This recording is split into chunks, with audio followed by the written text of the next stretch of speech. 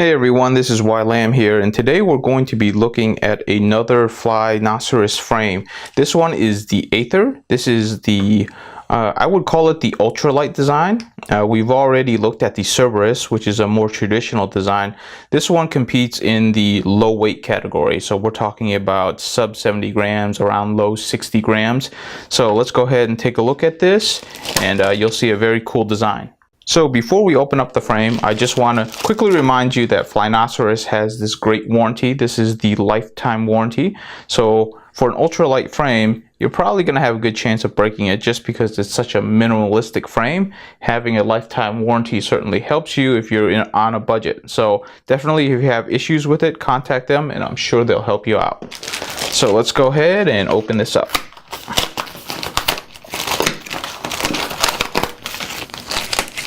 Right here in the front of the bag is the spacer and also the antenna mount that you'll be putting onto your quad, and then the back and front 3D printed parts. Go ahead and open this up. First thing I will show you, and I love this about Flynoceros frames, is this background is actually full of stickers. So these stickers right here, I absolutely love them. Would definitely put them on my radio controller case. So it's really nice to have a whole bunch of cool stickers every single time you buy one of their frames. Here we go. Here are the two interchangeable arm pieces for your front and back. They are cut specifically right here. You can see the chamfering that's going on right here. They have nicely rounded parts, so definitely really good feeling arms. And then what we have here, let's open this up. We have the top and bottom mounted base plates right here. And then we have the roll cages for the front. You can see that this, because it's an ultralight frame, all of these pieces are really thin. We're probably talking like 2 mils, 2.5 mils. So definitely you're going to need light pieces if you're going to be shooting for the ultralight. But they still give you plenty of protection with the roll cages. And then lastly, of course, they give you all of the screws needed to put together. Quick reminder to anyone, anytime you're actually unboxing or opening up a new carbon fiber frame, you definitely want to clean it with a wet rag because there is going to be a lot of carbon fiber dust on it. It gets everywhere. You definitely don't want to ingest it. So spend a little time, wet down a paper towel, and then just wipe it off. So one of the things that you're going to see is that this particular frame is built so that it's very interchangeable. So you can go from different arm sizes, different arm thicknesses, to whether or not you want 6-inch propellers, 5-inch propellers. So it's very modular in its design. In this particular case, we're going to go ahead and put this one together. And just to show you how it's very interestingly put together. So you have two arms, and these notches right here allow you to interlock them. So once you find them, there you go, you have interlocking arms. Because of that interlocking piece, it makes the bottom of the frame very rigid and also very sturdy, because now you get reinforcement from pretty much all of the arms. So very interestingly designed, very well thought out. Then of course you have the top and bottom mounted base plates, but before you put these on, what you're going to want to do is you're going to want to use these 3D printed parts, because that's how you're going to put on your roll cage. So you have these slots. You're going to go ahead and fit, let's go ahead and put this down. You'll fit the 3D printed parts into these slots, and what you want to do is you want to have these notch over here up on top. So this will be your bottom base plate, and this is going to be your top base plate. So you'll take the arms,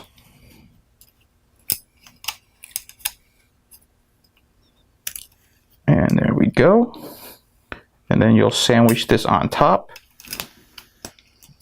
Make sure everything squeezes down, and this is what it's going to look like. So you're going to have your top and your bottom.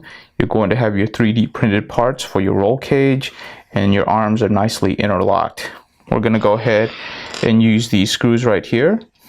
And we're going to run them up through all of the carbon fiber pieces. Actually, we're going to do it the other way around. And then you can use the nylon locking nuts to put it all together. So this will be the top with the roll cage, and then on the bottom you'll have the nylon locks. Or you can do it the other way around and make the bottom part of it more flush for your battery pack, whichever way you want it best. So here is what it looks like assembled for the bottom base plate. As you can see, we have the 3D printed parts put in. It gives you a nice little stack down here, and on the bottom you have your nylon locking nuts. Now it might actually be a good idea to have these facing upward. That way if you put a battery down at the bottom, you won't be bumping into these aluminum nuts. So it might actually be a good idea to actually have these up here instead of down there, since up here there shouldn't actually be any problem. The next part of it, of course, is we're going to go ahead and put on the actual cage. And this is actually an interesting design in that the cage is not hard mounted. It's actually mounted to these 3D printed parts. This will give, of course, the gauge some give, which means that on a hard impact, these 3D printed parts might be able to soak up some of the damage instead of having all of the damage go into the carbon fiber.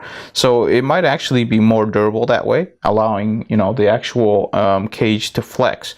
So we're going to go ahead and build out that next part, and then we'll give you our final thoughts. So here is the frame put together. As you can see, it's a very small frame. If you look at the front here where the camera goes, it's definitely suited for one of the smaller cameras. You know, one of the mini cameras that you can get nowadays that's becoming increasingly popular. Now, this is very interesting in that they actually still give you a part where you can mount your antenna in the back. So there's a rigid hard mount for your antennas, which is nice.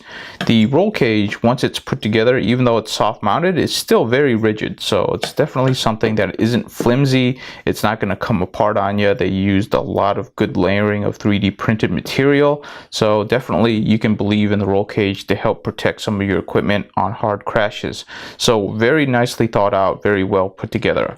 I will say though, just looking at this entire cage, if you really wanted to save every gram of weight, I think you can actually remove this spacer in the screw set and just have one spacer up front to give you some rigidity on the top of the plate, and then just remove this one.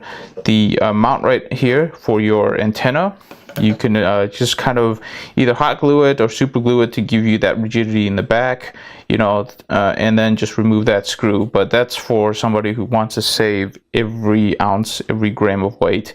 To me, it's probably nice to have it back here. You don't really need to remove it. If you look at the top, when you put your full-size flight board in here, it's definitely not going to be completely protected by the roll cage, but you are looking at a very minimalistic frame. So this is not designed to protect all of your equipment. This is designed to be light.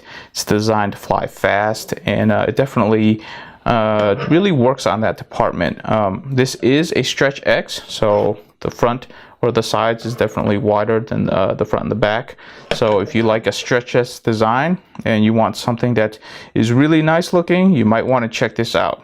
The only thing that I would say that's bad about this is that if you need to actually work on your equipment, say you broke an arm, when you take these 4 nuts out, you're essentially going to be disassembling the entire frame. So you have to be careful, you know, how you disassemble it, because everything will essentially become loose on the bottom piece over here. So it's a little bit more difficult to disassemble on this frame than some of the other ones that I've seen, but it's also one of the most rigid frames that you're going to find out there, and it's very nicely priced. So definitely a frame to take a look at if you want a very ultralight frame that's going to be competitive in the racing scene.